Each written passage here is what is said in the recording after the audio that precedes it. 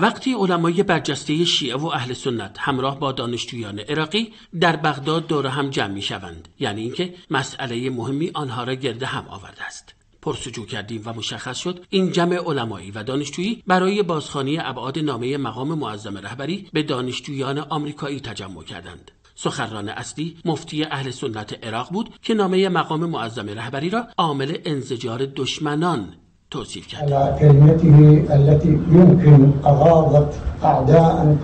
نامه آیت الله خامنه‌ای خیلی ها را در غرب نگران کرد، به ویژه حامیان رژیم صهیونیستی که نمیخواهند دانشجویان با واقعیت‌ها آشنا شوند. ما در عراق از پیام مقام معظم رهبری کاملا استقبال کردیم. کلا کلا اسرائیل، کلا کلا اسرائیل. در عراق البته دانشجویان این کشور چندین بار در حمایت از دانشجویان آمریکایی تظاهراتی برگزار کردند. لذا بازخوانی نامه مقام معظم رهبری برای دانشجویان عراقی کاملا جالب بود. رسالة سماحة السيد الخامنه‌ای، نامه مقام معظم رهبری حامل پیامی بسیار مهم در حمایت از ملت مظلوم فلسطین است. ما این نامه را خواندیم و سعی خواهیم کرد جزئیات آن را با دقت بیشتری مطالعه کنیم.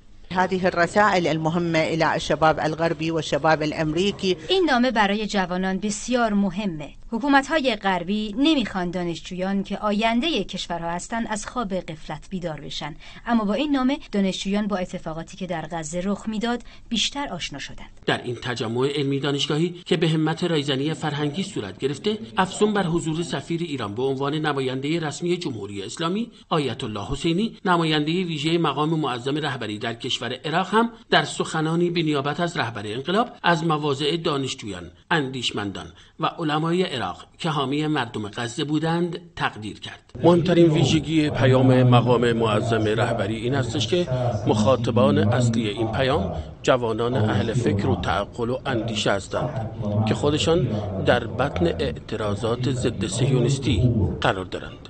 جلال خالدی، خبرگزاری صدا و سیما، بغداد.